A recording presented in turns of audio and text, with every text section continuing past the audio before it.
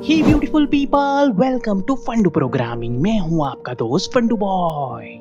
दोस्तों, सदी के महान आविष्कारक निकोला टेस्ला को आज कौन नहीं जानता, जो आज मॉडर्न इलेक्ट्रिसिटी के जन्मदाता भी माने जाते हैं। लेकिन दोस्तों, क्या आप ये जानते हैं कि सर निकोला टेस्ला के पास अपनी सफलता का एक सीक्रेट फॉर्मूला मौजूद था, जिसे वो 369 मैनिफेस्टेशन फॉर्मूला भी कहते थे। एक्चुअली में हिस्ट्री ये बताती है कि निकोला टेस्ला अपनी ऑफिस की बिल्डिंग में एंट्री करने से पहले उस बिल्डिंग के 3 चक्कर लगाया करते थे, और कुछ भी खाने से पहले वो अपनी प्लेट को 18 नैपकिन से साफ किया करते थे। वहीं वो किसी भी होटल में रुकते थे तो उनके रूम की नंबर 3 से डिवाइड होना बहुत ही जरूरी था, नहीं तो वो ऐसे होटल में रुकते ही नहीं थे। यहाँ तक कि कपड़े खरीदते वक्त या होटल में टिप देते वक्त भी वो उतने ही पैसे खर्च करते थे जो नंबर 3 से डिवाइड हो सकता था, यानी कि 3, 6 और 9। लेकिन ऐसा क्या रहस्य था कि निकोला टेस्ला इतना ऑब्सेशन के साथ इस 3, 6 एंड 9 नंबर को फॉलो करते थे? तो इसका जवाब देते हुए सर निकोला टेस्ला ये बताते हैं कि 369 ब्रह्मांड का एक सीक्रेट कोड है। जैसे कि एक सर्कल 360 डिग्री का होता है, यानी कि 3 + 6 = 9। वहीं 360 का आधा होता है 180 डिग्री, जिसका एडिशन होगा 1 + 8 = 9। वहीं 180 का हाफ होता है 90, जिसका एडिशन बनता है 9। वहीं 90 का हाफ बनेगा 45, जो होगा 4 + 5 = 9। वहीं 45 का हाफ बनेगा 22.5, यानी कि 2 + 2 + 5 = 9। और वहीं 22.5 का हाफ बनेगा 11.25, यानी कि 1 + 1 + 2 + 5 = 9। और इसी तरह आप जितना भी हाफ करते जाओगे, आपको इंफिनिटी तक उसका आंसर 9 ही मिलेगा। वहीं triangle, square, rectangle, pentagon, hexagon, heptagon, octagon और टेकोगन, इनके एंगल का भी सम आप कितना भी कर लो, उसका आंसर आपको 9 ही मिलेगा। और दोस्तों, सर निकोला टेस्ला की माने तो ब्रह्मांड की सभी चीजों का कैलकुलेशन आपको 3, 6 और 9 के अराउंड ही मिलेगा। यही वजह है कि निकोला टेस्ला ने अपनी सभी आविष्कारों की खोज करने के लिए 3, 6 और 9 नंबर का ही इस्तेमाल किया था, जिसे वो 369 मैनिफेस्टेशन टेक्निक भी कहते थे, जिन्हें वो 17 सेकंड के साथ 3 पार्ट में डिवाइड करते थे। जैसे कि वो मॉर्निंग में उठते ही जो कुछ भी पाना चाहते थे, उस चीज को पूरी फीलिंग के साथ हासिल करता हुआ महसूस करते थे, और अपने उस गोल को प्रैक्टिकली पेपर पे 3 बार ही लिखते थे। जिससे होता क्या है कि आपके ये थॉट्स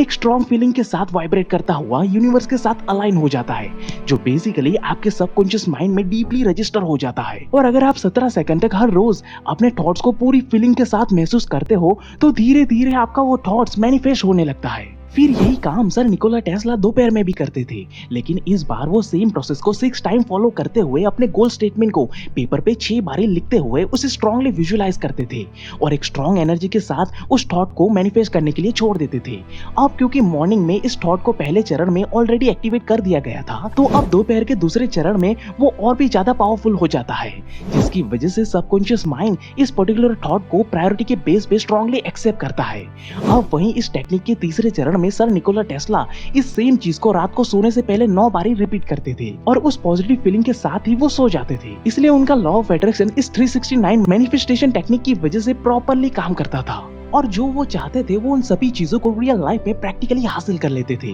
क्योंकि वो यहाँ पे सुबह, दोपहर और रात को 3, 6 और 9 की पावरफुल यूनिवर्स की एनर्जी को परफेक्टली अपने थॉट के साथ अलाइन करते थे, जिसे वो रेगुलरली 33 डेज या कभी कभार 45 डेज तक फॉलो करते थे, जिसकी मदद से ही वो एसी करंट जैसी जटिल टेक्नोलॉजी का भी आविष्कार कर पाए थे, जो एक्चुअली में उस समय पे किसी भी साइंटिस्ट या मैथमेटिशियन को अंदाजा भी नहीं था। वैसी चीज एक्चुअली में सर निकोला टेस्ला ने अपनी मैनिफेस्टेशन की टेक्निक की बदौलत आविष्कार करके दिखा दी थी, मगर हम में से ज्यादातर लोग इस चीज को गलत तरीके से इस्तेमाल करते हैं। इसी वजह से हमें कभी अपनी मनचाही सफलता मिल ही नहीं पाती। जैसे कि मुझे एक लड़के ने बताया कि सर मैंने अभी अभी अपना एग्जाम खत्म किया है, और अब मैं लॉ ऑफ अट्रैक्शन को इस मैनिफेस्टेशन की टेक्निक की मदद से अप्लाई करूंगा और एग्जाम में टॉप करूंगा। यानी कि रिजल्ट प्रोड्यूस करने वाला काम ऑलरेडी खत्म हो चुका है, और हम बस किसी चमत्कार से सिर्फ फाइनल रिजल्ट को बदलने की कोशिश करने में लग जाते हैं, जो कि बिल्कुल ही गलत है दोस्तों। और 90% से भी ज्यादा लोग लॉ ऑफ अट्रैक्शन को कुछ इसी तरह से इस्तेमाल करते हैं, जो कि बिल्कुल ही गलत तरीका है। असल में law of attraction law of vibration के सिद्धांत पे काम करता है,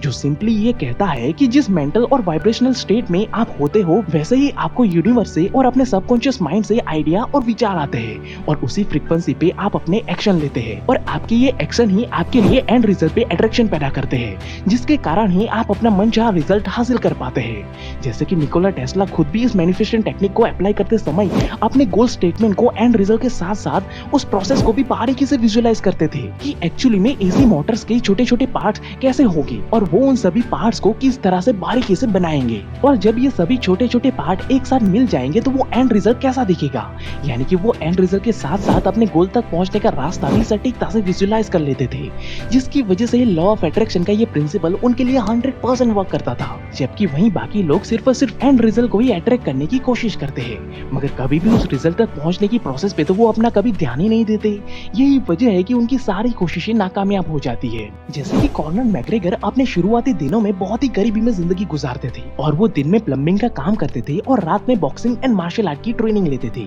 मगर बहुत कोशिश करने के बाद भी कॉर्नर आगे बढ़ ही नहीं पा रहे थे। फिर एक दिन कॉर्नर की बहन ने उसे law of attraction and 369 manifestation technique के बारे में बताया। शुरुआत में कॉर्नर को ये बड़ा ही बेतुका सा लगा, मगर फिर भी वो हर दिन अपने गोल को विजुअलाइज करते रहे। कॉर्नर ने देखा कि वो एक बड़े से स्टेडियम में खड़े हैं और लाखों लोग उसकी जीत की खुशी को खुले मन से सेलिब्रेट कर रहे हैं और वो पूरी दुनिया में वर्ल्ड चैंपियन बन चुके हैं। अब ये तो था कॉर्नर का एंड रिजल्ट, जिसके थॉट्स के वाइब्रेशन एंड फीलिंग्स अब धीरे धीरे कॉर्नर के सबकॉन्शियस माइंड में फिक्स होने लगी थी। वहीं अब अपने इस एंड रिजल्ट को पाने के लिए कॉर्नर ने अपने प्रोसेस को भी विजुअलाइज करना स्टार्ट किया कि किस तरह से वो रूटलेस होकर एक चैंपियन की तरह ही हर दिन अपने पूरे डेडिकेशन के साथ अपने एक एक पंच में 10-10 पंच का जोर लगाकर प्रैक्टिस कर रहे हैं और बेक ऑफ होकर अपना पसीना बहाकर वो कैसे चतुराई से बॉक्सिंग एंड मार्शल आर्ट में वर्ल्ड चैंपियन के लेवल की मास्टरी हासिल करते जा रहे हैं। अब इस मैनिफेस्टेशन का इस्तेमाल करने का नतीजा ये आया कि कॉर्नर अब उनकी क्लास में सबसे बेहतर खिलाड़ी बन चुके थे, क्योंकि वो अपने एंड रिजल्ट के साथ साथ यूनिवर्स से अपने काम में मास्टरी हासिल करने की भी डिमांड कर रहे थे, जिसके बदौलत ही जब वो एक्चुअली में world class champion Jose Aldo के सामने फाइट करने के लिए उतरे, जिसे पिछले 10 साल से कोई बंदा हिला तक नहीं पाया था, ऐसे महारथी खिलाड़ी को भी कॉर्नर ने सिर्फ 13 सेकंड के अंदर अंदर ही पूरी तरह से नॉकआउट करके रख दिया। और कॉर्नर सिर्फ 4 साल के अंदर अंदर ही आयरलैंड की एक गरीब बस्ती से निकलकर यूएफसी के एक नहीं बल्कि दो वेट डिवीजन में वर्ल्ड चैंपियन का टाइटल जीत गए। जबकि वहीं कॉर्नर के साथ ट्रेनिंग ले रहे बाकी स्टूडेंट आज तक यूएफसी के नजदीक तक पहुंच नहीं पाए हैं, जिसका रीजन कॉर्नर ये बताते हैं कि टीचर और यूनिवर्स का काम है हम सबको बिना भेदभाव के ज्ञान और शक्ति देना, लेकिन उस ज्ञान और शक्ति को किस दिशा में किस तरह से इस्तेमाल करना है वो सब हम पे निर्भर करता है। अगर मैं भी अपने टूटे पुराने घर में बैठे बैठे कभी अपने आप को वर्ल्ड चैंपियन बनते हुए विजुअलाइज ही नहीं करता तो मैं आज भी वही आयरलैंड की गलियों में प्लम्बिंग का ही काम कर रहा होता। लेकिन मैंने अपनी बहन की बात मानकर law of attraction and 369 manifestation technique को पूरे डेडिकेशन के साथ फॉलो किया, जिसकी वजह से ही मैं अपने आप को एक वर्ल्ड क्लास चैंपियन के लेवल तक पहुंचा पाया। लेकिन मैं भी अगर कभी विजुअलाइजेशन एंड मैनिफेस्टेशन को अगर फॉलो ही नहीं करता